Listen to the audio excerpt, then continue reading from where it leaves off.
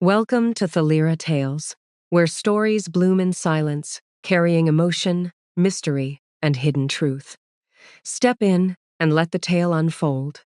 There are wounds that pierce the soul deeper than any physical pain, especially when that wound is inflicted by the person you loved and trusted most. Until that fateful night, I firmly believed I was the happiest woman in the world. Then the kick from my husband shattered not only the bone in my leg, but also my heart and my trust.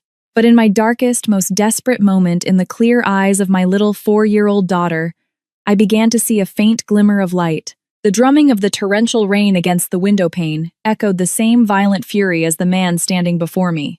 An excruciating pain that started in my left calf shot up to the crown of my head, preventing me from even screaming. I could only curl up on the cold tile floor, biting my lips until they bled. My vision blurred and lost focus, but the gleaming dress shoes of my husband Ethan, stopped right in front of me, were terrifyingly clear. He bent down, grabbed a fistful of my hair, and my head snapped back without resistance. That handsome face I had loved so much was now contorted with rage red and horribly misshapen. "How dare you talk back to me, you leech? I just asked you for $50,000 for the business and you can't even give me that. I guess you'll be happy when you see me begging on the street." Each of his words was a dagger stabbing into my chest. A leech. I had left my job at a good company to dedicate myself to our daughter Lily and our family, just as he had demanded. I had given him all my savings, even the money from the sale of the apartment my parents left me when we got married, to finance his supposed business. And now, in his eyes, I was nothing more than a leech, fighting back tears I could barely articulate. "Really, Ethan, I don't have any more money. I gave you every last cent I had last month."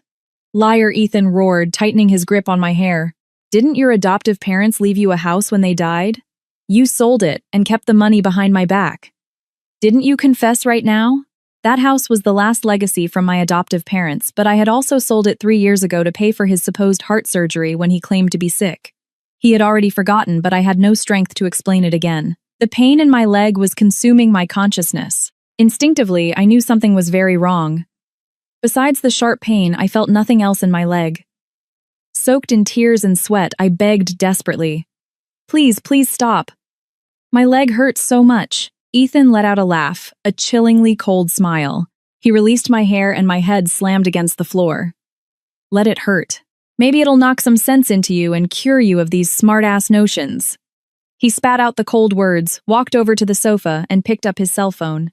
And then, as if he were a different person, he began to speak in an incredibly sweet and affectionate voice. "Yes, my love, I got the call. I'm just wrapping up a work thing. As soon as I'm done, I'll come see you and our son. Yes, I can't wait to see you. Our son." I felt my heart stop. I couldn't have misheard. Who was he talking to? What son? My mind filled with confusion, and the physical pain was buried under an even greater mental shock. Just then, I heard a muffled sob from the half-open door of my daughter's room. My Lily. How long had she been standing there? The little girl was hiding behind the door, her round eyes filled with tears, terrified, covering her mouth with her small hands to keep from crying out. Seeing her broke my soul in two. She had seen everything. She had witnessed the entire nightmarish scene. Ethan must have heard her too, because he hung up the phone hastily and glared at her. "What are you crying for? Stop making noise and go back to your room. Close the door." Lily shuddered from head to toe, trembling, but she didn't move. She looked at me. Her eyes were full of fear, but at the same time they shone with an intelligence beyond her years. And in that instant, amid the despair, a single spark of hope ignited. I looked at her and, holding back the pain, shook my head slightly. Then, discreetly, I pointed a finger at my cell phone, which was on the end table next to the sofa. My gaze was a desperate plea. I wasn't sure if my 4-year-old daughter could understand my intention, but Lily was much smarter than I thought. She looked back and forth between my finger and me, and blinked. Then she nodded, a gesture so small, only I could see it. Taking advantage of Ethan turning toward the window to light a cigarette, Lily, barefoot and as stealthy as a kitten, crept toward the sofa. My heart was about to burst. "Please don't let him turn around," I prayed silently. As the little girl got near the end table, she pretended to trip, crying out "ouch" and falling forward. My phone, knocked by her hand, landed on the thick rug. "You're so clumsy," Ethan shouted without even turning around. This was the moment. Lily quickly picked up the phone, but instead of putting it back on the table, she clutched it to her chest and slipped under the table out of Ethan's sight. I saw her small, trembling hands tapping the screen. The password was her birth date. I had taught it to her for a possible emergency.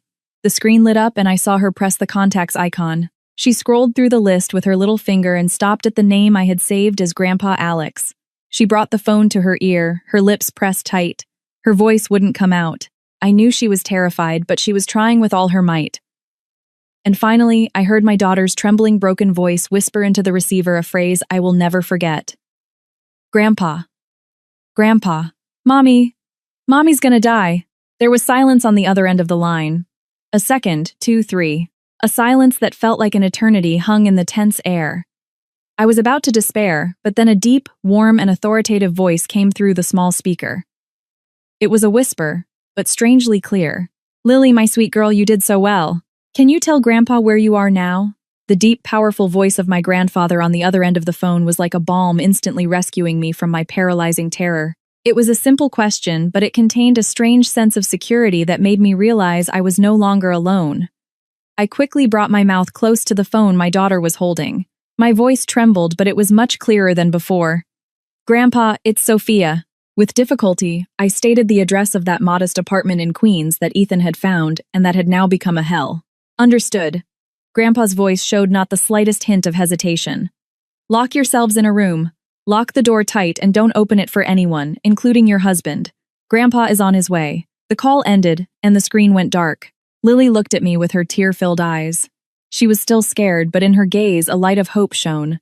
I hugged her tightly. My heart was still pounding like crazy, but it was no longer from fear.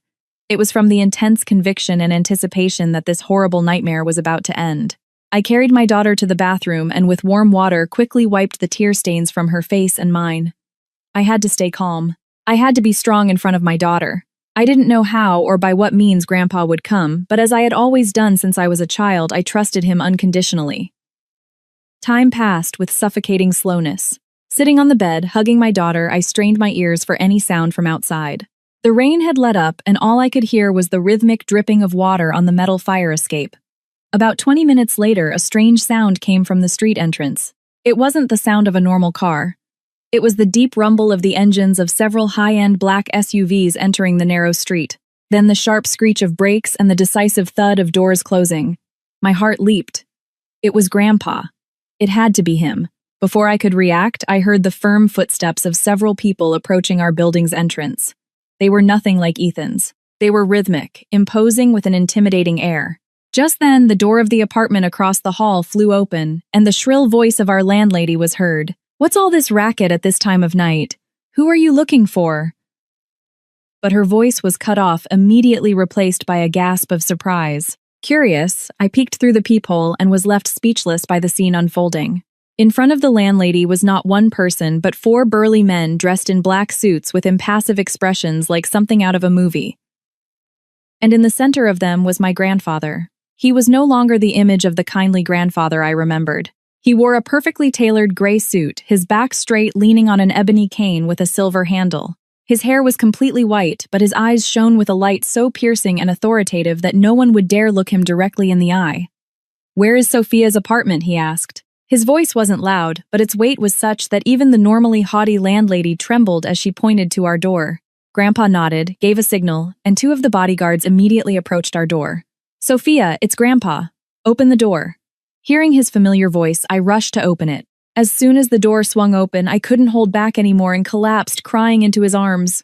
"Grandpa!" He hugged me tightly, patting my trembling back with his warm hand. "It's okay, it's all over now. Grandpa's here. No one will ever hurt you again." Just then, we heard the sound of Ethan's motorcycle at the end of the street. He must have finished talking to his lover and was returning to play the role of the attentive husband. Seeing the luxury SUVs blocking the street and the men in black in front of the door, his face turned white as a sheet. He parked the motorcycle haphazardly and ran toward us, shouting, "What's going on? Who are you people?" Seeing me in Grandpa's arms, his confusion turned to anger and surprise. "Sophia, who is this old man?" he shouted, pointing rudely at my grandfather. My grandfather turned slowly. His eyes sharp as blades pierced through Ethan. His gaze was so cold it seemed to freeze the air. "So you're Ethan, my granddaughter's husband. So what? Who do you think you are barging into someone's home, Ethan?" Still not realizing who he was dealing with, maintained his aggressive attitude. "Who I am is not important." Grandpa's voice was deep and grave. "What's important is what you just did to my granddaughter." As he finished speaking, Grandpa's gaze fell on my swollen leg. One of the bodyguards at his side understood the signal instantly and stepped forward. His voice was as cold as ice. "Ethan Thompson, you're under arrest for domestic assault. You need to come with us." "What domestic assault? Don't be ridiculous, you have no proof," Ethan began to shout nervously. "The proof is the injuries on my granddaughter's body," Grandpa said, "and the distress call from my great-granddaughter." "Isn't that enough?" Ethan was speechless, pale as a ghost. He looked at me, then at Lily, who was hiding behind me. In his eyes was an expression of disbelief. He had never imagined that the daughter he ignored would be the one to ruin everything. Since he couldn't speak, 2 bodyguards approached and held him firmly by the arms. "What are you doing? Let me go, Sophia, say something. Do you want to see your husband in jail?" he screamed, struggling desperately. I just looked at him in silence. In my eyes, there was not a shred of affection left, only contempt and cold indifference. Grandpa signaled to another bodyguard, who immediately handed a thick envelope of cash to the landlady. "This should be enough to cover the rent that man owes you and to compensate for the trouble. From now on, what happened here never happened." "Understood," the landlady, seeing the envelope, her eyes widened and she nodded repeatedly. Yes, of course. I didn't see anything. I don't know anything." Everything was resolved quickly and cleanly. Grandpa turned to me and in his warm voice again said, "Come on, little one, let's go home." Grandpa lifted Lily into his arms. The little girl, feeling completely safe, hid her face in his chest. Another bodyguard helped me walk. They led me to one of the luxury SUVs. Inside, a woman in a white coat was waiting. "She's the family doctor," Grandpa explained. "She'll give you first aid."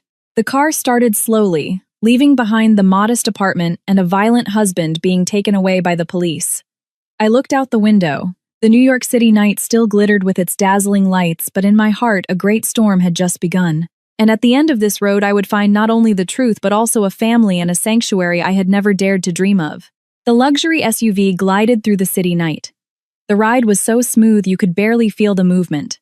A world of difference from the crowded buses or Ethan's old motorcycle I was used to. Inside the car, the doctor gently cleaned and bandaged the wounds on my leg. Fortunately, there was no fracture, but there was severe soft tissue damage that would require rest for some time. Lily, exhausted by the extreme fear, had fallen fast asleep in her great-grandfather's arms. Seeing her angelic sleeping face squeezed my heart again. If it hadn't been for Lily's call, what would have become of us tonight? I looked at the man sitting next to me, the one my daughter called Grandpa. In my vague memories, the figure of my grandfather was nothing more than blurry fragments. I was abandoned in an orphanage at birth, and adopted by a kind couple of civil servants. Though not wealthy, our home was always filled with love. My adoptive father, Frank Peterson, was an engineer at a construction company. He was a man of few words, but he adored his wife and daughter.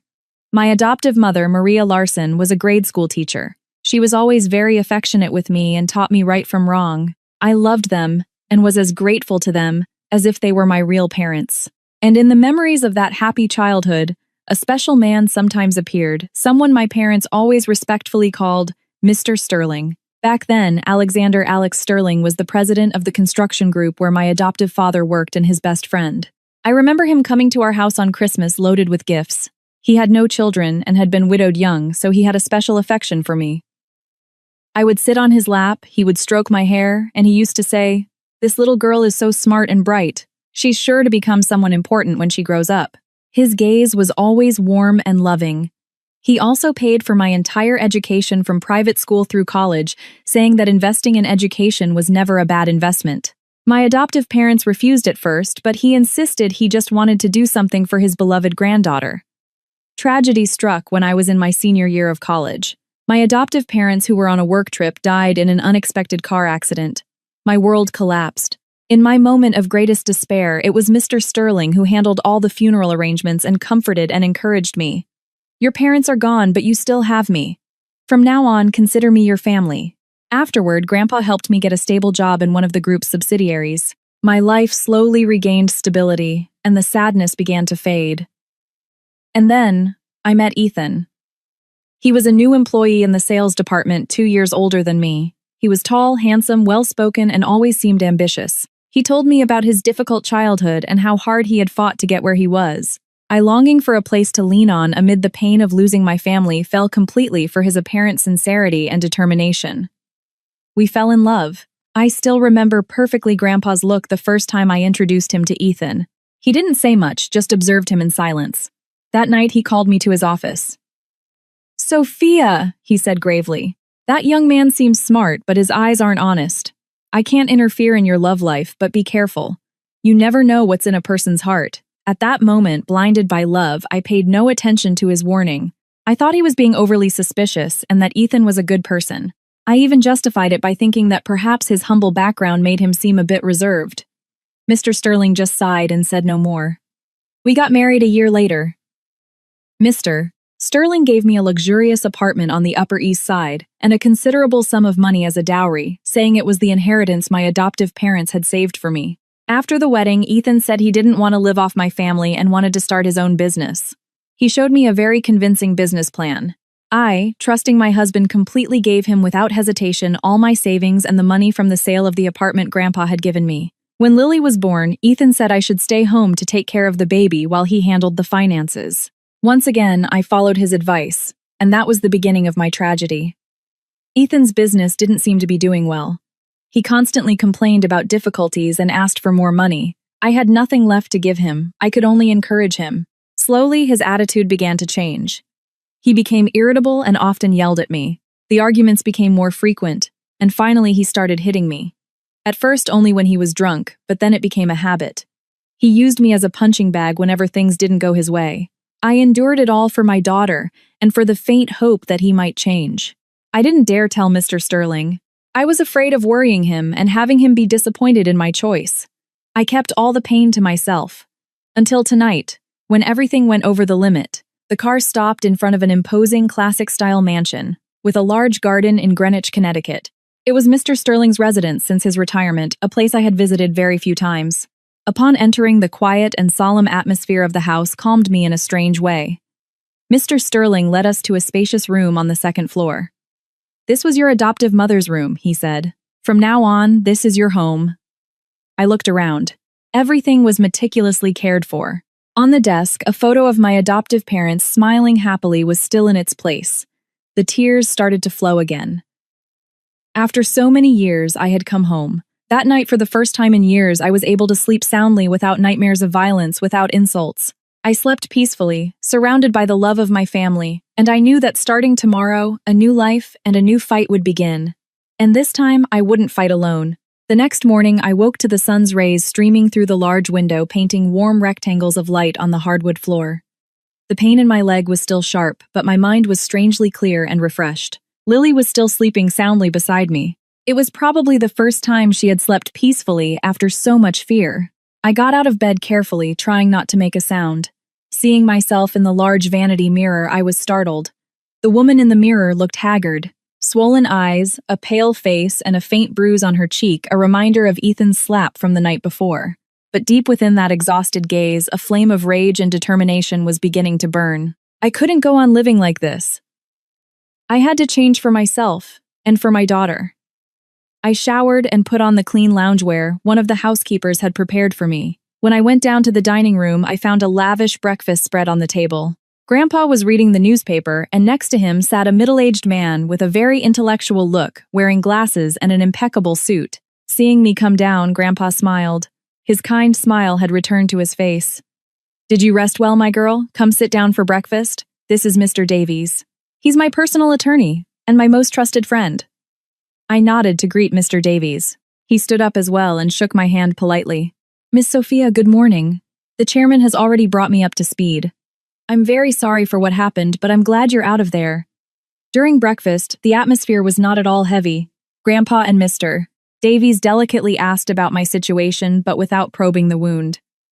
They talked about future plans, Lily's education, and even travel destinations that might soothe my spirit. They were helping me look forward. After breakfast, we retreated to Grandpa's study. The floor-to-ceiling shelves were filled with new and old books. The air in the room was solemn and intellectual. Sophia, Grandpa began, his voice now serious. "This is not the time for regrets. We need to act, and fast." Mr. Davies continued opening his briefcase and taking out a stack of papers. "Miss Sophia, following the chairman's instructions, we have conducted a preliminary investigation into Ethan Thompson's situation. The first thing we must do is immediately freeze all assets held jointly in both your names to prevent him from diverting funds. Joint assets. That's impossible, we have nothing left. I gave him all the money I had for his business. Mr. Davies offered a professional smile.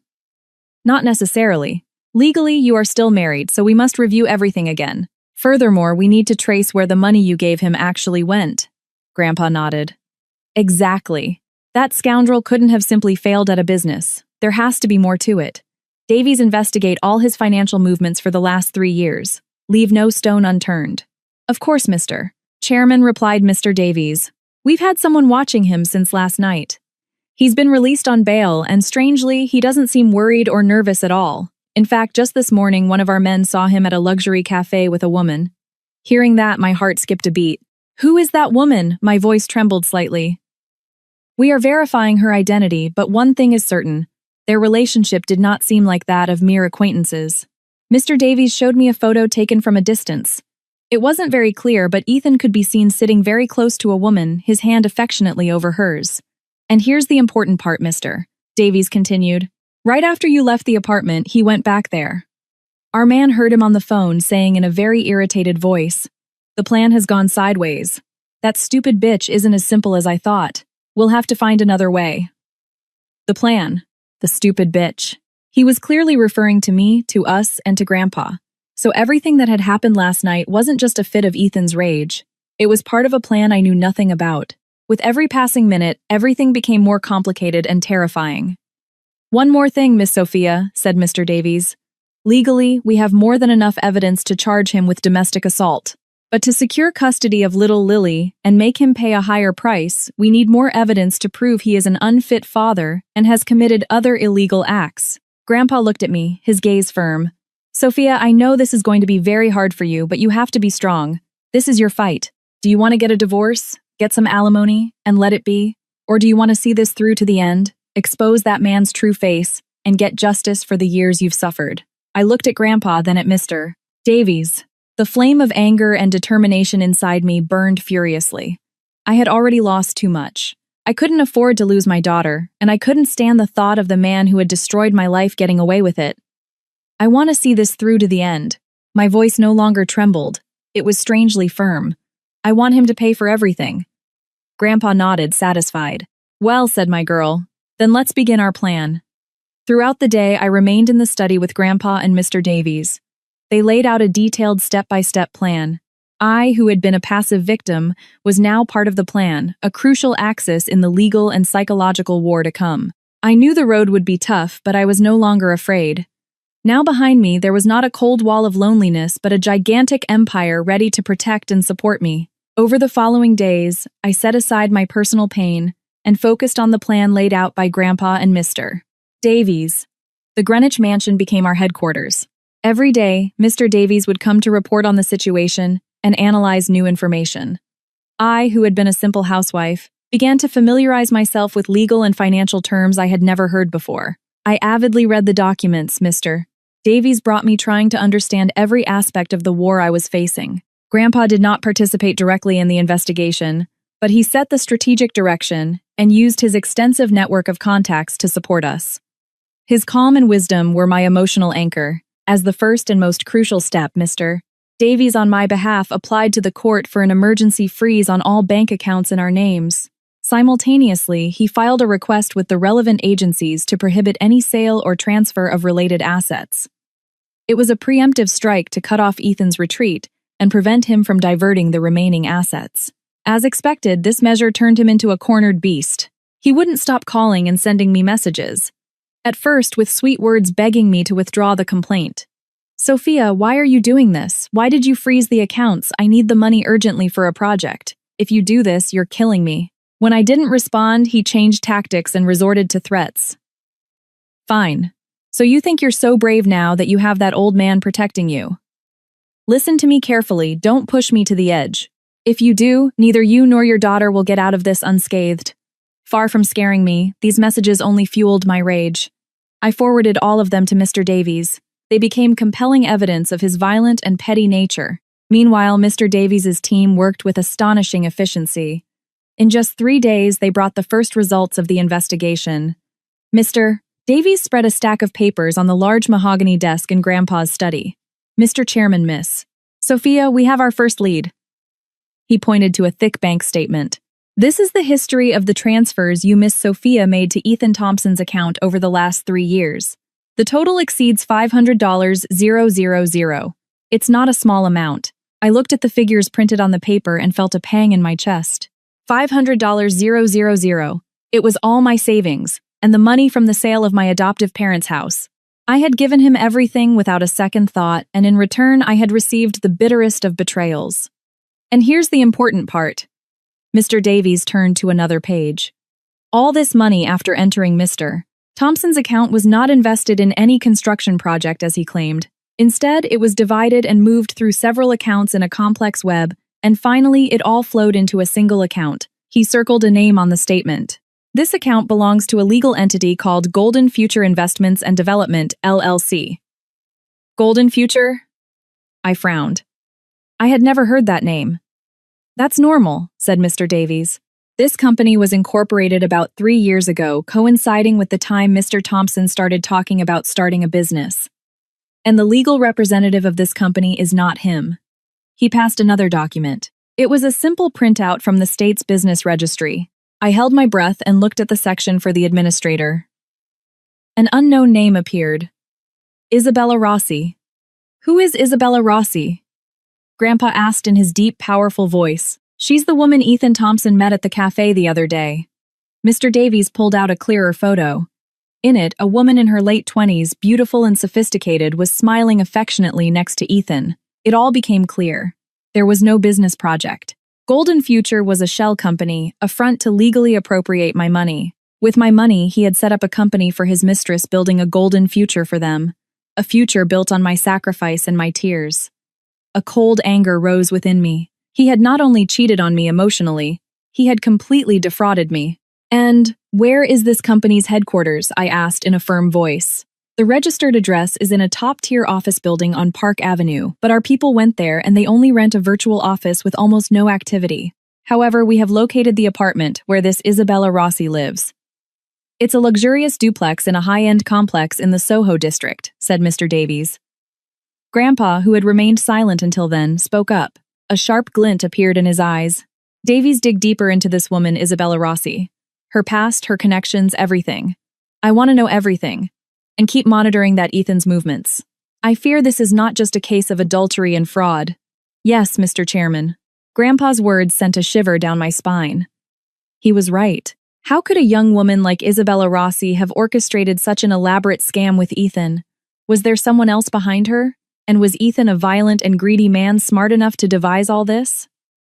The pieces of the puzzle were starting to fit together, but they pointed to a conspiracy and questions far bigger than I could have ever imagined. I sensed that this fight was going to be much more complex and dangerous than I thought. The wait over the next few days felt like an eternity. With each passing day, my heart burned with impatience. I worried about my own fate, but most of all, I worried about Lily. The child was too young to understand the storm that had descended upon our family. She just wondered why she couldn't see her father, why her mother always seemed sad. I had to hug her and lie, telling her that Daddy had gone on a very long business trip. Every time I lied, it felt like a knife twisting in my heart. While I struggled with a tangle of emotions, Mr. Davies' team and the private investigators hired by Grandpa worked tirelessly. Like industrious bees, they collected drop by drop the nectar of truth in a world full of traps and lies. One afternoon, Mr. Davies called me. His voice was more serious than usual. Miss Sophia, could you come to my office right now? We have some new discoveries, and I think it would be best for you to see them yourself. A bad feeling washed over me. I left Lily with one of the housekeepers and quickly headed to Mr. Davies' office in the city center. His office was on the top floor of a skyscraper with a spectacular view of Manhattan. But at that moment, no matter how dazzling the city was, everything looked gray to my eyes.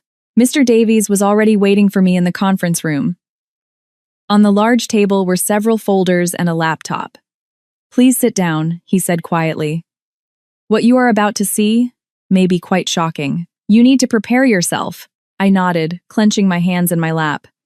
Tell me, I can handle whatever it is. Mr. Davies sighed. He turned the laptop screen toward me. We've investigated Isabella Rossi further. She is not a simple woman. Ostensibly, she is the director of a startup company, but in reality, she has a rather complex past. And most importantly, she and Ethan Thompson have known each other for a long time. He pressed the play button. Several photos appeared on the screen. The first was of Ethan and Isabella Rossi, walking hand in hand on a beach in Mallorca. The date on the photo was from about 3 years ago, just a few months after I had sold my adoptive parents' house to pay for Ethan's supposed heart surgery. So the heart condition had also been a lie, a sham, to get the last big chunk of money I had left. That money had been used for a vacation with his mistress to start a new life. A heavy stone in my chest made it hard to breathe, but that wasn't the worst of it. Mr. Davies moved to the next photos. They were from the last 2 years, moments that by right should have been mine and my daughter's. Ethan tenderly feeding a chubby baby boy. Ethan patiently teaching the child to walk in a luxurious apartment. Ethan, Isabella, and the boy blowing out birthday candles, smiling radiantly. The image of this new family was so perfect and happy it hurt. Who is that child? My voice trembled uncontrollably. That is Ethan Thompson and Isabella Rossi's son. Mr. Davies's voice had also turned grave. His name is Mason. He is over 2 years old. Ethan Thompson has been deceiving you and leading a double life. Mason, I repeated the name in my head. Even the name of his hidden son was similar to our daughter Lily's. His cruelty knew no bounds. So that was it. That was the true face of the devoted husband I had supported by sacrificing everything. He hadn't just been unfaithful. He had a second family. He was the father of another child. The money I had saved and borrowed to give him wasn't for a business, but to support his second wife. I had been turned into a cash cow, diligently working for the happiness of others. This truth was more painful than any beating. It was an insult, a humiliation to me and to all my love. I sat there motionless. The tears fell endlessly, but this time they were not tears of weakness. They were for my stupidity, for my completely stolen youth. Miss Sophia, Mr. Davies offered me a tissue. I know this is hard to accept, but we have to face it. This evidence is a fatal blow. With the fact that he had a child and deliberately hid it, we can prove without a doubt that he has gravely violated his marital and family duties. The court in the division of assets and in the custody of Lily will be on your side. I wiped my tears and lifted my head. My gaze had turned as cold as steel. He won't just lose custody, Mr. Davies, I said firmly. I want him to also pay for the crimes of fraud and embezzlement. I want him and that woman to be socially destroyed. Mr. Davies nodded. That is precisely the next step of our plan. He passed another folder. The company they have, Golden Future, is not just a front for money laundering. They are also involved in several illegal business activities. We are currently gathering more evidence of tax evasion and commercial fraud. The net is closing, Miss Sophia. I left the lawyer's office as the city lights began to twinkle on. I felt empty but filled with determination. All the love and attachment for that man had completely vanished. Now inside me there was only a mother ready to fight for justice for her future and for her daughters. I could not lose this battle. While my team and I quietly and methodically closed the legal net around Ethan and his mistress, they, on the other side, seemed unaware of the approaching storm, or perhaps overconfidence blinded them. After several days of being unable to contact me and seeing his bank accounts frozen, Ethan began to realize the situation was not as simple as he thought. He could no longer play the part of the misunderstood, victimized husband. He decided to play his last card, one he believed would make a sentimental and loyal woman like me soften and give in. His mother. My mother-in-law. One morning, while I was playing with Lily in the garden, one of the housekeepers came running to inform me. Ma'am, there's an older woman at the gate saying she's your mother-in-law and she's causing a scene. My heart sank. My mother-in-law. How long had it been since I'd seen her? After the wedding, she had only come to our house a couple of times. She was a simple woman from a small town, but her love for her son was so immense that she was harsh and demanding with her daughter-in-law. In her eyes, her son Ethan was always the best, and all his mistakes were forgivable. I sensed that her visit was not to ask how I was. Let her in, I told the housekeeper calmly. I took Lily in my arms, asked her to go play with her grandparents, and headed to the living room alone. I wanted to face her by myself. As soon as she saw me, my mother-in-law ran towards me, but not to hit or scold me. She fell to her knees at my feet and burst into tears. Oh, Sophia, my dear, how can you be so cruel? Do you want to kill my Ethan? I was taken aback by her sudden performance. It was a completely unexpected drama. All the household staff were watching us curiously. Carol, please get up. Tell me calmly what's wrong. I tried to lift her, but she refused, clinging to my legs. No, I won't get up until you promise to forgive my Ethan. He's my only son. If anything happens to him, what will become of me? She began to plead in a pitiful voice. She said Ethan had been devastated since I left him, that he wasn't eating or sleeping, just drinking, and that his business was at a standstill. That he loved me very much, and that everything he had done was to give me a better life, that he had simply lost his temper due to stress. He was wrong to hit you. I'm not going to justify it. But after he did it, his heart was broken too. He's sorry now. You're his wife. How can you push your own husband into the abyss? You block his accounts, you report him, and you want to put him in jail. If he goes to jail, who will take care of our Lily? Who will be responsible for her future? Each of her words targeted my weak points, the marital bond, the child's future. She painted Ethan as a responsible, repentant husband and father on the verge of losing everything over a momentary mistake. Her performance was so perfect that if I hadn't had those photos and recordings, I might have fallen for it. But now I could only laugh to myself. I calmly pulled away from her hands and took a step back. I stared at the woman acting in front of me. Carol, my voice was cold and unfamiliar. You don't need to continue this act. That drama doesn't work on me anymore. My mother-in-law was startled and abruptly stopped crying. She looked up at me from the floor. Her eyes no longer held sadness but surprise and anger. What are you saying? Go back and tell your son that if he's truly sorry, he should go to the courthouse and confess everything. If he plans to continue with this charade, we'll see each other in court. You, my mother-in-law, leaped to her feet. The image of a helpless woman had vanished. She finally showed her true colors. You shameless, venomous snake, I curse the day my Ethan married someone like you. You think because you have money and connections you can trample on our family? You'll see you won't get away with this. She started spewing all sorts of insults and curses I had never heard from her, but they no longer hurt me. I just watched her in silence as if I were watching a cheap soap opera. Please call someone from security. Escort this lady out. 2 bodyguards immediately approached and escorted her out. She struggled and screamed, but she was no match for 2 burly men. You'll regret this, you bitch. I swear I won't stand by and do nothing. Her voice could still be heard even from outside the gate. The house returned to calm, but a storm was brewing inside me. My mother-in-law's drama had failed, but it had made one thing clear. They wouldn't give up. Greed and selfishness were ingrained in their very bones. They wouldn't hesitate to use any despicable means to achieve their ends. And I knew that after this sentimental farce, a more vicious attack would follow. I had to be ready for anything. This fight wasn't just legal. It was a war of psychology and reputation.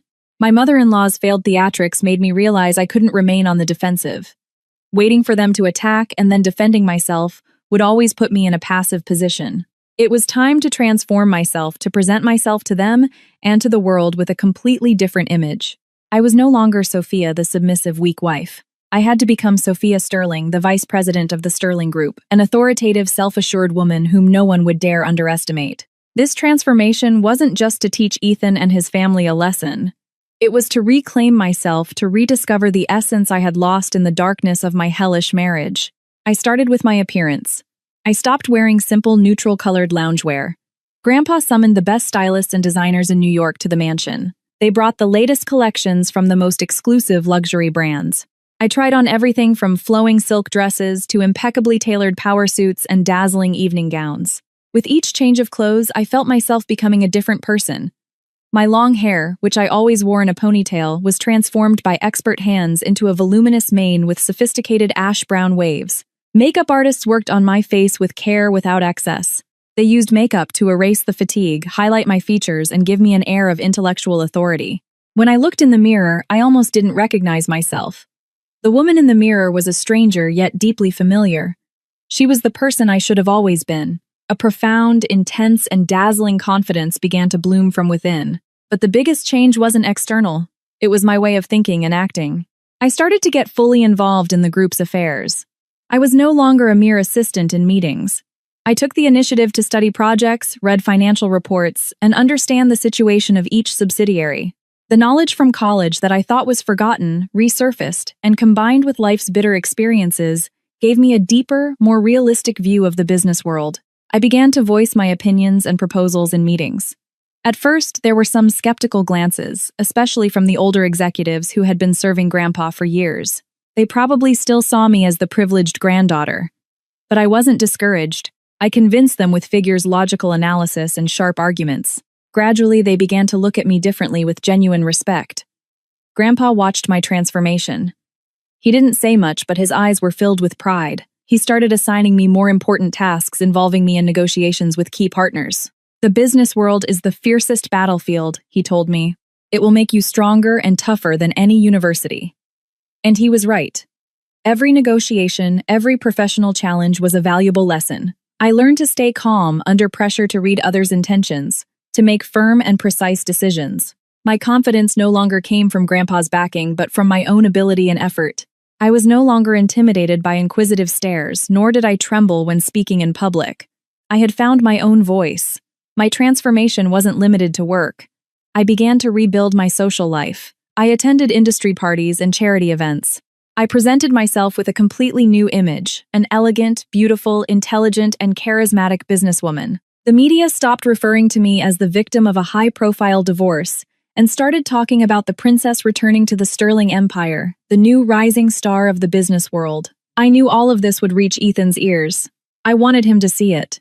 I wanted him to know that the woman he had abandoned and scorned was now in a position he could never reach. I wanted him to regret it, but on a deeper level, this transformation was for me. It was a declaration that my life could not be ruined by a pathetic man. I deserved a better life, a brighter future, and I was going to build it with my own hands. It was time for the phoenix, burned in the flames of betrayal, to rise from the ashes more beautiful and stronger than ever. About a month after officially starting at the group, my life had completely changed. My days were filled with work, meetings, and business trips. This activity was the best remedy for forgetting the pain and focusing on the future. My image as vice president of the Sterling Group appeared more and more in the media. I was sure Ethan and his family saw and knew all this, but strangely, they were completely silent. No calls, no messages, no scandals. This silence made me a little uneasy.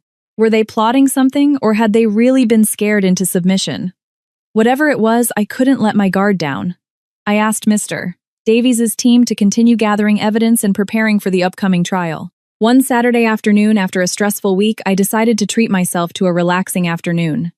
I wanted to buy some gifts for Lily. She had a school performance coming up, and I wanted my daughter to be the prettiest one there. I drove the white convertible sports car Grandpa had given me and headed to a luxury department store in the city center. I no longer felt self-conscious or out of place as I had before. I walked with confidence. The elegance of a lady had become my second skin. I was in a high-end children's clothing boutique choosing a pink princess dress for Lily when I heard a familiar, sharp voice behind me. Well, well, look who we have here. If it isn't the Madam Vice President. You look pretty good driving fancy cars and coming to places like this. I turned around, and there she was, none other than Isabella Rossi, Ethan's mistress. But she wasn't alone. Clinging affectionately to her arm was Ethan himself. He looked thinner and more haggard, but the suit he wore was still designer. Seeing me, a flicker of surprise and awkwardness crossed his eyes, but he quickly hid it behind a mask of cold indifference. But Isabella was different. She scanned me from head to toe with an envy and hostility she didn't bother to hide.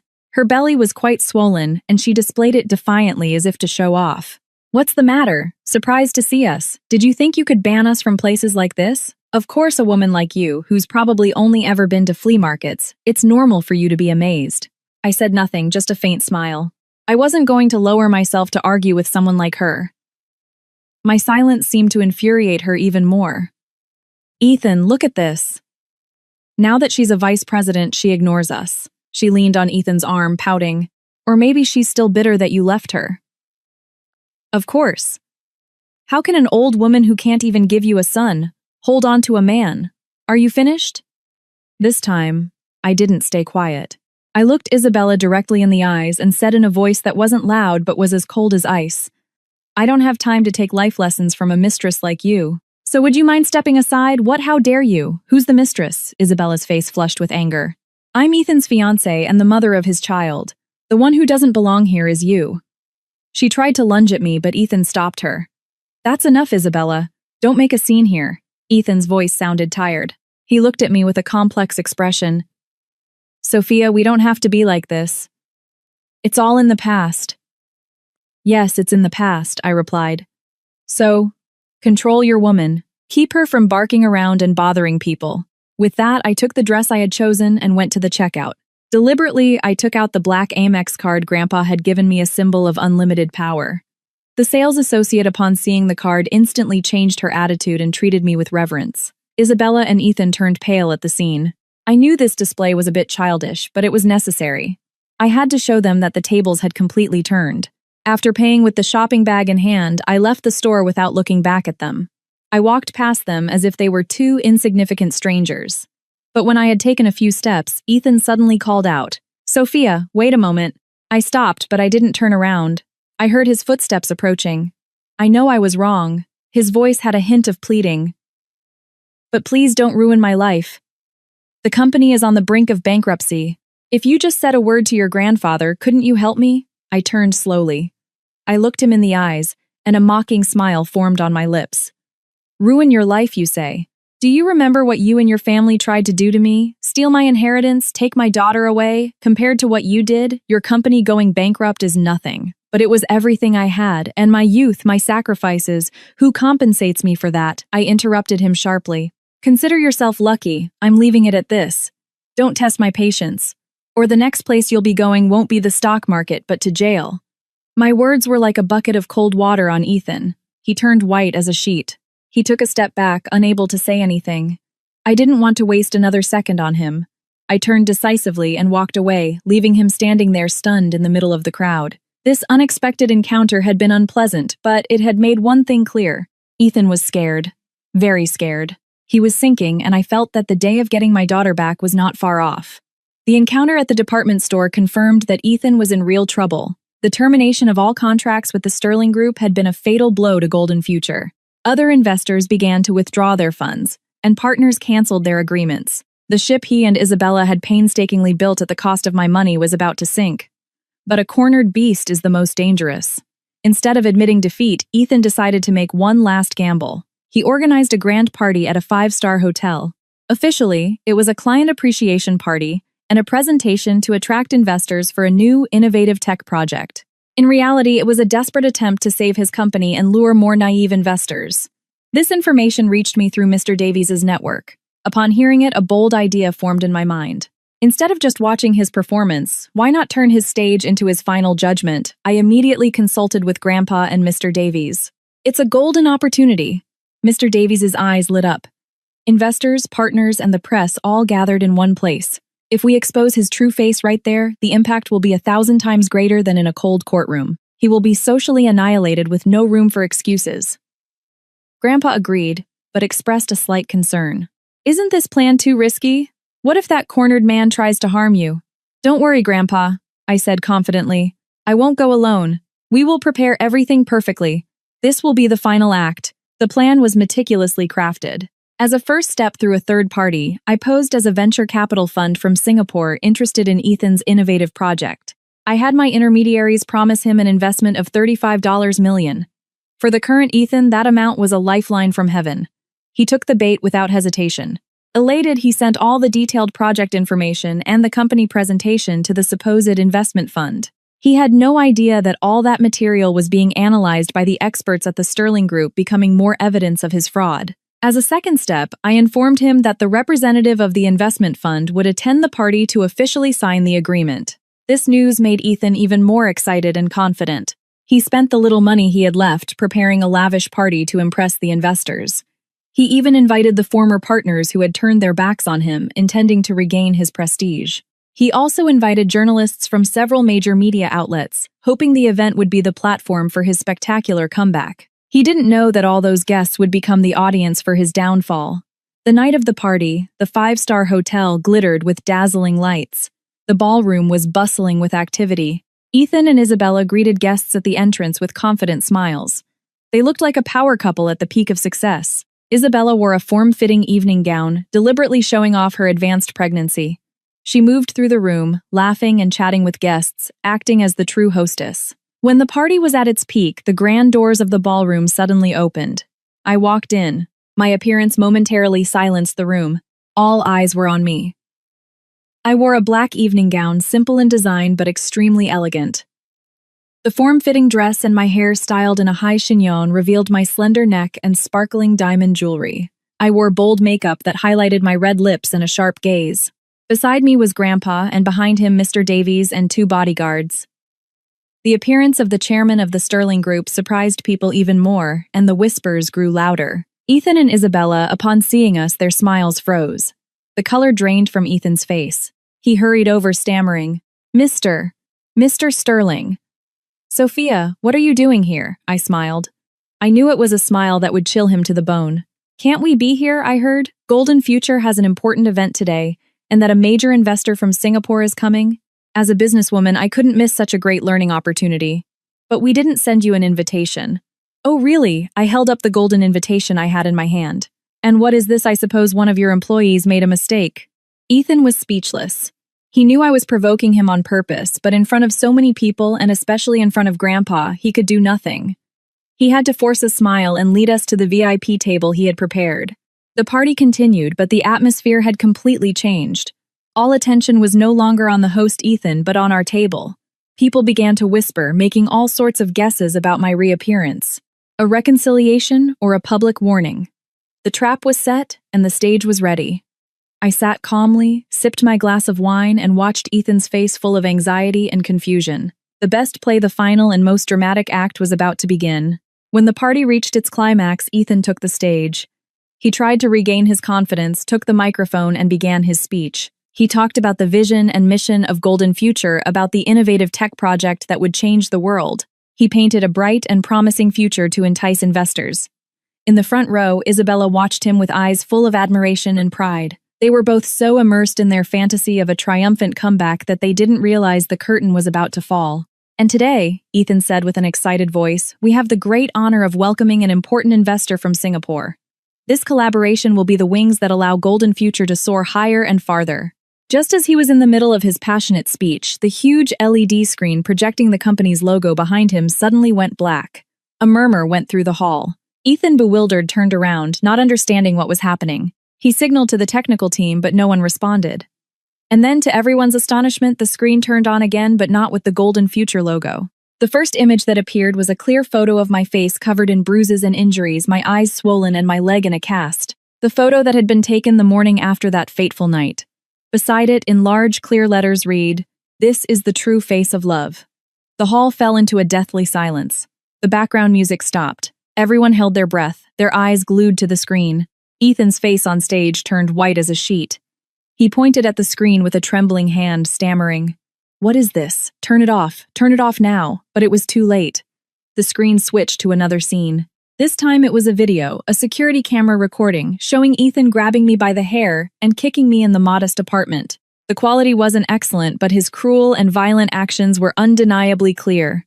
The murmurs in the hall turned into gasps of horror and outrage. My God, what a monster.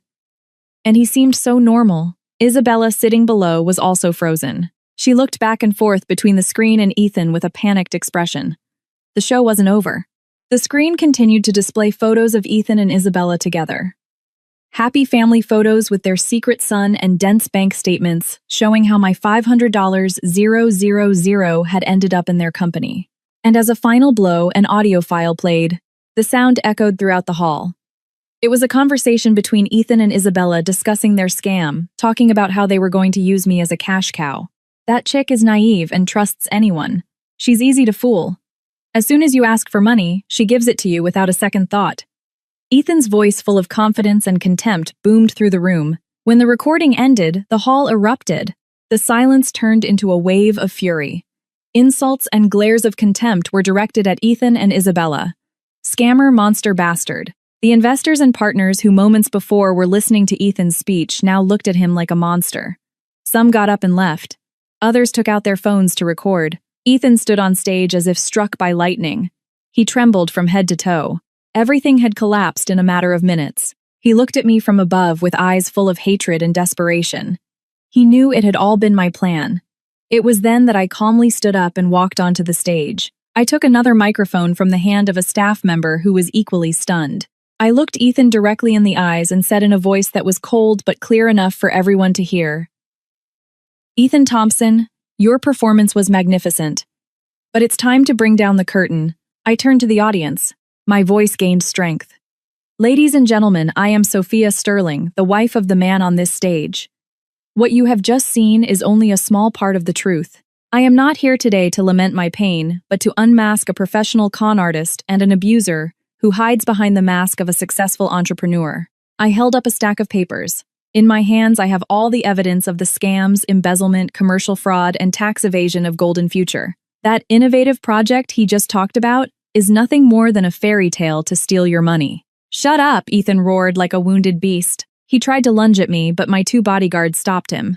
He could only struggle desperately and hurl insults. Below, Isabella, realizing the situation was irreversible, tried to slip out of the party, abandoning her lover to his fate on stage. The client appreciation and investor-seeking party had turned into the most humiliating public trial Ethan could have ever imagined.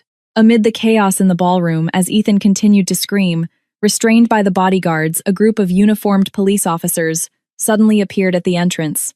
Their presence silenced everyone. Leading them was a high-ranking, stern-faced police officer. Accompanied by two agents, he walked briskly towards the stage. People instinctively made way. The officer stopped in front of Ethan and showed him a document with an official seal. Ethan Thompson, you are under arrest for the alleged crimes of fraud, embezzlement, aggravated assault, and commercial fraud. You must accompany us to the station for questioning. Each of the officer's words was like the final hammer blow that shattered Ethan's hopes. He stopped struggling. His whole body went limp, and he stared into space with dead eyes. He knew it was truly over. Two officers approached and handcuffed him. The metallic click of the cuffs closing echoed in the silence like a bell announcing the end of a sinner. No, it wasn't me, it was her. She set me up. Ethan mumbled unconsciously, but no one was listening anymore. He was escorted through the crowd that had once admired and acclaimed him, his head bowed like a defeated dog. The ballroom doors closed, and with them a newly ruined life. Simultaneously, another police team arrived at Isabella Rossi's luxurious apartment. She had just fled the party, and before she could recover from the shock, she was met by justice. Panicked by the situation, and with her advanced pregnancy, Isabella could no longer maintain her previous arrogant and defiant attitude. Faced with the inspector's questions, she quickly broke down and confessed everything. She admitted to planning the scam with Ethan, and that Golden Future was nothing more than a tool for money laundering. To get a lighter sentence, she even handed over all the accounting books, documents, and other evidence she had secretly copied to protect herself. She betrayed her lover without mercy. The drama didn't end there. At the party after Ethan was taken away, his mother, who had attended as the future mother-in-law of the president, couldn't handle the shock. Seeing her beloved son handcuffed and her dreams of wealth vanish like smoke, she screamed and fainted on the spot. People rushed to help her and called an ambulance. She was taken away unconscious. The drama she and her son had so carefully staged ended in a tragedy for their own family. Divine justice is slow, but it arrives. The perpetrator, the accomplice, and the enabler, all who sinned, ended up getting what they deserved. I watched all of this in silence from the stage. In my heart, there was no euphoria of victory, but a strange sense of peace. Justice had finally been served. Grandpa came over and put a hand on my shoulder. It's all over, my girl. I nodded. A tear rolled down my cheek, but this time it was a tear of liberation. I had passed through the storm, and now before me a clear sky awaited. Over the following days, Ethan's case became the center of media attention. With irrefutable evidence and Isabella's confession, all his crimes came to light. The press dug into his past. How had he gone from being an ambitious young man, from a humble background, to a professional con artist who preyed on rich, naive women, a fake millionaire? Society was horrified and outraged to learn his true face. I, who had been the cruel wife, became an overnight symbol of a strong woman fighting for justice. The previous criticism turned into respect and sympathy. I received countless letters and messages from unknown women telling me that my story had inspired them and given them the courage to leave toxic relationships. I knew my fight was no longer just my own. 6 months later, the trial of Ethan Thompson and his accomplices was held publicly at the New York County Supreme Court. The case received exceptional attention from the public and the media. From early in the morning, the area around the courthouse was packed with journalists and onlookers. I attended the trial as the victim and main witness. I no longer felt fear or anxiety. I was there to face my past and witness justice being done. I wore an elegant white suit and light makeup that conveyed serenity and confidence. As I entered the courtroom, all eyes were on me. I walked calmly to the prosecution's table and sat next to Mr. Davies. In the defendant's box were Ethan, Isabella, and Ethan's mother. Their appearance was pathetic. Ethan was gaunt, with graying hair and sunken eyes. He didn't dare lift his head. Isabella, with a heavily pregnant belly, sobbed continuously. My ex-mother-in-law, in a wheelchair due to the effects of a stroke, had a contorted mouth and could barely speak. Only her gaze directed at me burned with hatred. The trial began. The prosecutor read the indictment detailing all their crimes: domestic violence, fraud, embezzlement, defamation, conspiracy. With each charge, the compelling evidence we had provided was presented: videos, audio recordings, bank statements, witness testimonies. When it was my turn to testify, I took the stand and without hesitation told my story clearly. I spoke of the years of sacrifice, the abuse, the betrayal, and their cruel conspiracy. I did not cry. My voice was strangely calm because I was no longer a victim begging, but a survivor demanding justice. When I finished, a deep silence fell over the courtroom. I could read the compassion and indignation in the eyes of the judge, the jury, and the public. When it was Ethan's turn, with his head bowed and in a low voice, he admitted to all the charges. He had nothing left to deny. He only pleaded for a chance to start over, asking for mercy so he could pay his debt to the son who was about to be born. Isabella, crying, blamed everything on Ethan, claiming she had only been seduced by him. She begged for a reduced sentence due to her pregnancy. But the net had been cast, and no one could escape their sins. After several days of trial, the verdict finally came. The judge, an older man with a stern face, began to read the final sentence. This court, after examining all evidence and testimony, delivers the following sentence. The defendant, Ethan Thompson, is found guilty of the crimes of aggravated assault, grand larceny, and defamation, and is sentenced to 20 years in prison. 20 years. Nearly half a lifetime. That was the price Ethan had to pay. Upon hearing the sentence, he collapsed, covering his face with his hands and trembling. The defendant, Isabella Rossi, is found guilty as an accomplice to fraud with mitigating factors of confession and her state of pregnancy, and is sentenced to 7 years in prison. 7 years. Her son would be born and grow up in prison. That was the karma for a woman who had ruthlessly destroyed another's happiness. The defendant, Carol Thompson, is found guilty of the crimes of defamation and accessory after the fact, taking her health into account, and is sentenced to 3 years of probation. The judge's gavel struck hard, ending the entire case. Justice had been done. I sighed in relief. I looked at Grandpa, who was sitting in the audience. He nodded at me silently, with contained joy in his eyes. As I left the courthouse, a crowd of camera flashes was once again directed at me, but this time it wasn't curious questions but words of congratulations. I didn't give any interviews. I just got into the car in silence and drove away from the place that had judged my past. The battle was over, and I was the victor. The trial ended, but its aftermath lingered. Ethan's family life was completely destroyed, but for me and Lily, it was the beginning of a new journey, a journey to heal our wounds and rebuild our lives. Although I had won legally, the psychological wounds, especially Lily's, were not small. The little girl who had witnessed scenes of violence and suffered an abrupt separation had become quiet and fearful. She often woke up at night screaming my name. Seeing her like this broke my heart. I knew that getting justice was only the beginning. Now, the most important thing was to help my daughter regain her smile and innocence. I decided to temporarily set aside all my duties at the group. I wanted to dedicate all my time to Lily. I took her to the best child psychologist in New York. Under the doctor's guidance, I learned to listen to her patiently, to soothe her fears with love and security. Our own healing journey began. I took her on trips to places with blue seas and white sands, to majestic mountains. We built sandcastles together, flew kites, and watched sunsets. I wanted to show her that the world besides the dark corners she had experienced was full of beautiful things. We enrolled in art classes, we painted, played the piano, and molded clay. I wanted her to freely express her emotions through colors and notes. Slowly, I saw Lily begin to change. She laughed more, talked more, the nightmares lessened. She returned to being the cheerful, adorable little girl she once was. And in the process of healing her, I was healing myself. Being by her side, caring for her, and loving her unconditionally filled the void in my soul. I stopped dwelling on the past. I stopped hating Ethan. I understood that holding on to hatred would only hurt me more. Forgiveness wasn't because he deserved it, but because I deserved peace. Besides taking care of my daughter, I started paying more attention to myself. I signed up for yoga and meditation classes. The deep breathing and gentle movements helped me regain balance in my body and mind. I also started reading more books on philosophy, psychology, and the art of living. I realized there were endless interesting things in this world to explore. I stopped closing myself off. I opened up more to friendships. I met up with old friends for coffee and conversation. And I also made new friends in the business world. They were strong, independent women. They showed me other models of happiness. Happiness didn't necessarily have to come from a man. It could come from a career, from passions, and from being one's own master. One day, Grandpa called me to his office. He handed me a folder. Sophia, these are the files for several charitable projects the group sponsors. Take a look and choose the one that speaks to your heart to manage yourself. I think it's time for you to do something for society. I flipped through the pages. There was a project to build schools for children in rural areas, another to build social housing for low-income families.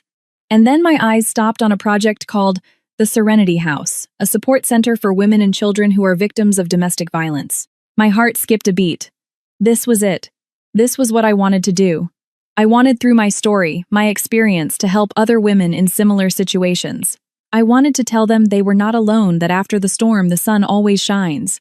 The journey of healing wasn't just about soothing the pain, but about transforming that pain into strength, into a purposeful drive.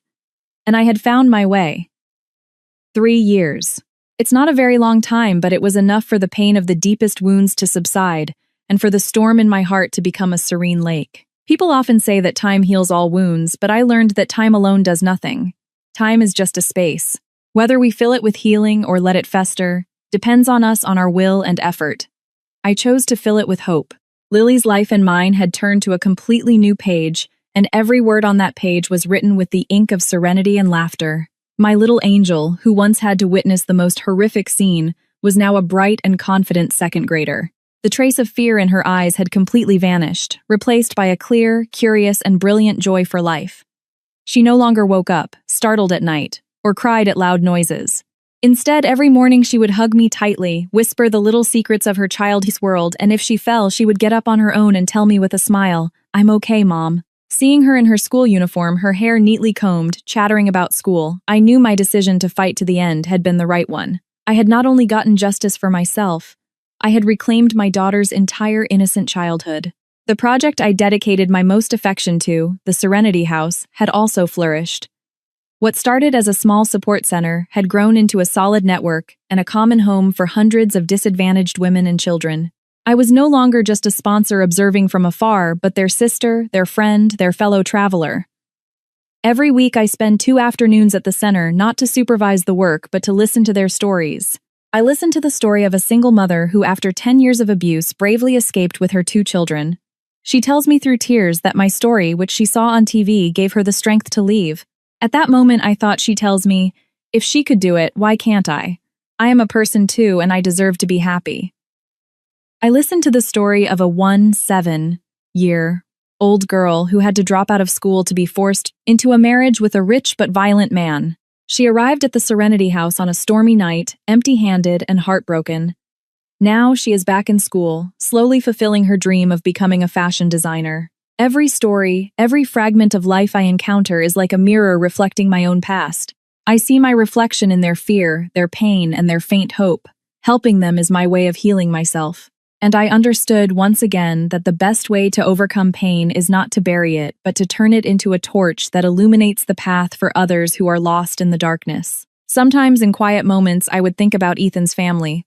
Even though I didn't seek them out, news about them somehow reached me. It was said that Isabella, upon leaving prison, had quietly left the city with her son. She went to a distant town, changed her name, and started a new life. Her son was probably the only reason she had to keep living. My ex-mother-in-law, consumed by grief and illness, eventually died alone in a nursing home. And Ethan, 20 years is a long sentence. He is paying for his sins between cold bars. I no longer feel hatred or satisfaction. The anger of the past has subsided, leaving only an almost cold indifference. They wrote the end of their own lives. The past is the past, like a flood that sweeps everything away, leaving only the sediment of oblivion. I learned to let go, not to forgive them, but to free my own soul.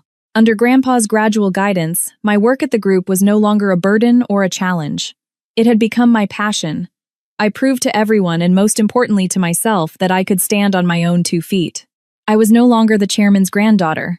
I was Sophia Sterling, the CEO of the Sterling Group, who had navigated a global economic crisis, successfully closed a multi-million-dollar deal with Japanese partners, and expanded the Sterling brand throughout Asia. Professional success gave me financial independence, but my greatest joy remained the simple moments with my family. One weekend afternoon, the sky was clear and the sea breeze was fresh. Lily, Grandpa, and I went on a trip to Nantucket. Instead of a luxury resort, we rented a small beach house with a garden full of bougainvillea. The sunset was slowly falling, painting the sky and sea a golden color. Lily was building a huge sandcastle with other local children. Her crystal-clear laughter mixed with the sound of the waves, creating a symphony of peace. Grandpa and I sat on a wooden bench watching her in silence. Grandpa had aged a lot. His hair was silver white, but his gaze was still lucid, and his smile, as kind as ever, no longer carried the weight of a large corporate group. Now his joy was tending the garden, reading and playing with his only great-granddaughter. "Look at her," Grandpa said, his eyes shining with undeniable happiness. "She's just like her great-grandmother, always cheerful and full of energy." I smiled and rested my head on his shoulder. A thin shoulder, but one that was still my firmest support. "Thank you, Grandpa, for always being there. For giving my daughter and me everything." "Silly girl," he stroked my hair. "You've earned your own happiness. You are the strongest, most resilient person I know." We sat there 3 generations, a family united by bonds of love and sacrifice stronger than blood itself. Just then, a deep, warm voice sounded behind us. "Good evening, Mr. Sterling." "Sophia. I hope I'm not interrupting." I turned my heart against my will, beating a little faster.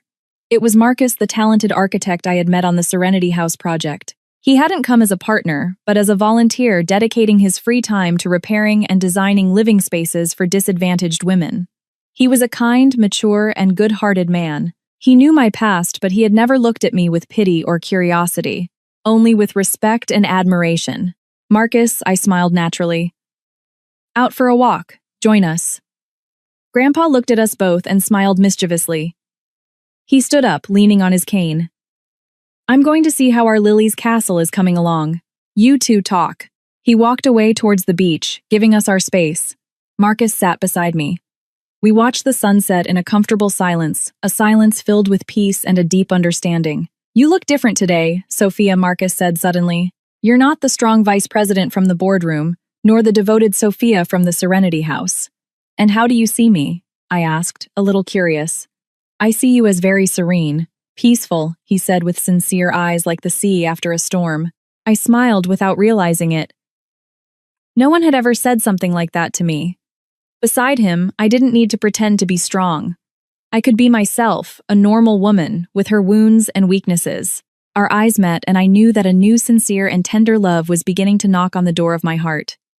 I was no longer afraid of love. I understood that it's not love itself that hurts us, but loving the wrong person. And I deserved to be loved. I deserved to be happy. I looked towards the horizon where the sun had just disappeared, but the last rays of light still illuminated the sky, bright and hopeful. And I knew that tomorrow, an even more radiant new day would dawn. I don't know what the future holds for me, perhaps a fulfilling love or perhaps new challenges. But for the first time in a long time, I was no longer afraid. I just knew I was ready to embrace it all with open arms. The storm was behind me, and before me there was only blue sky. Dear viewers, after accompanying our protagonist Sophia on her tumultuous journey, it's likely that complex emotions remain in our hearts.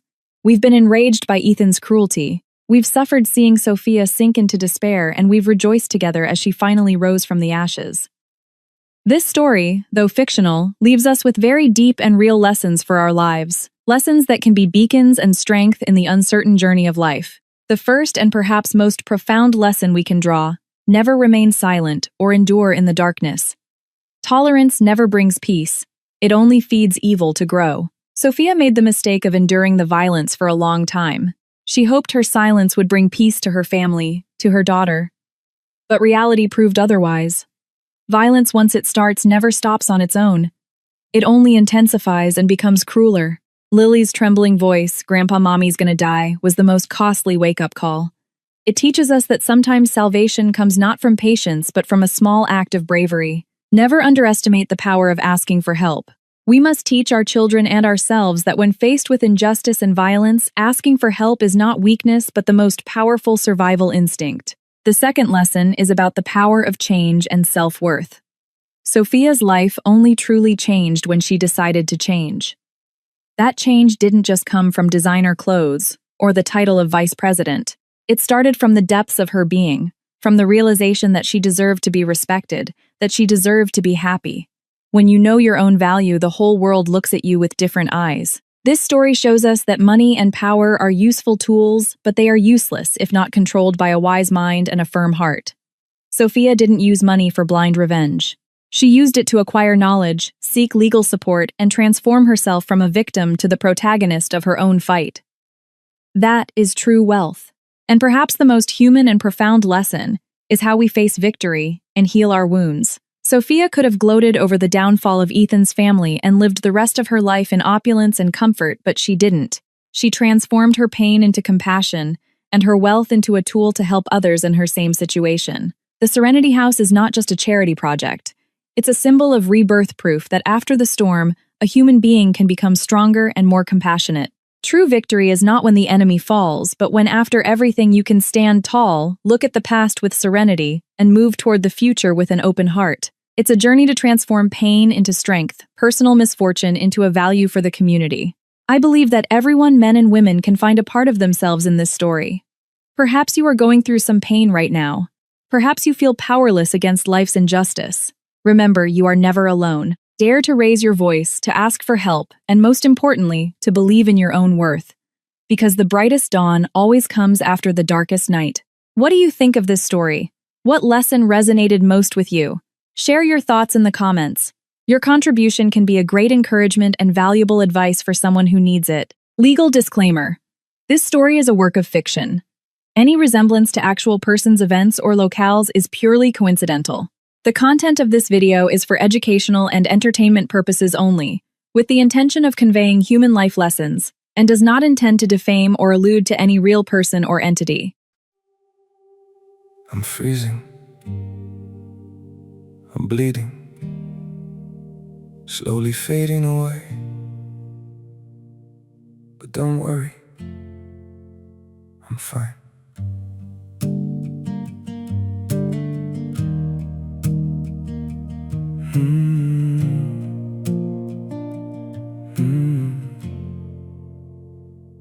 The cold has settled in my heartbeat, like winter living in my veins. Every breath feels numb and fragile. Every smile just hides the pain. I'm breaking quietly in silence, falling slow without a sound. Yet I keep saying I'm okay, while my world burns to the ground. I'm frozen here, I'm bleeding slowly, dying piece by piece inside. But I still whisper, it's alright, just to keep you from goodbye. I'm shattered, love, but don't you worry. I'll pretend till my last breath, even while my soul is fading. I'll say everything's okay. Maybe pain just learned to live here. Maybe sorrow feels like home. So I wear my wounds like armor and survive them all alone. I'm frozen here, I'm bleeding slowly, dying piece by piece inside. But I still whisper, it's alright, just to keep you from goodbye. I'm shattered, love, but don't you worry. I'll pretend till my last breath, even while my soul is fading. I'll say everything's okay. If you ever see me smiling, no, it's just my last defense. 'Cause sometimes love means hiding how much you're suffering. No, I'm frozen here, I'm bleeding slowly, dying piece by piece inside. But I still whisper, it's alright, just to keep you from goodbye. I'm shattered, love, but don't you worry. I'll pretend till my last breath. Even while my soul is fading, I'll say everything's okay. It's okay.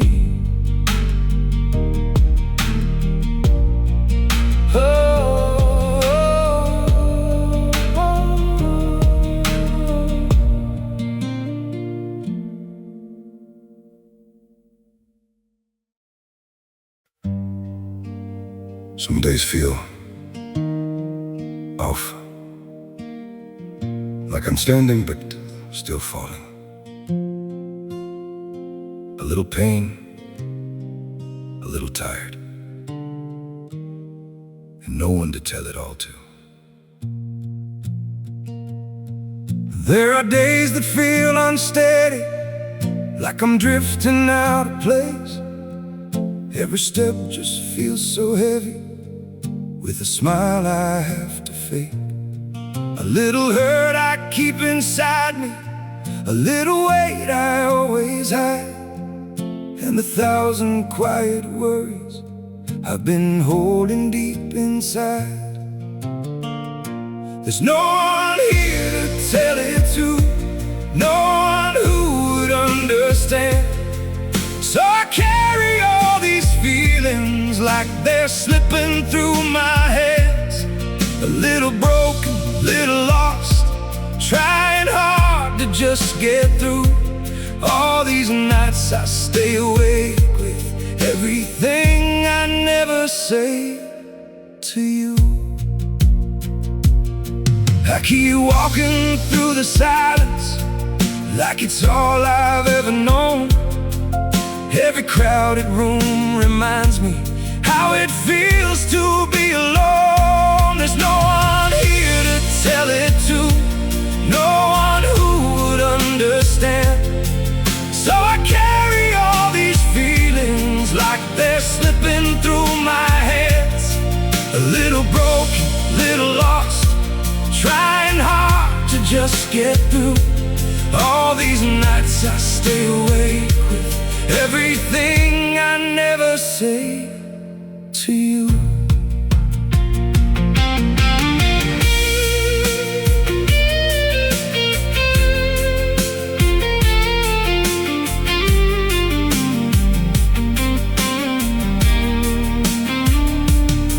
Maybe one day I'll be stronger, maybe I'll learn how to speak, but for now I keep it buried in the parts of me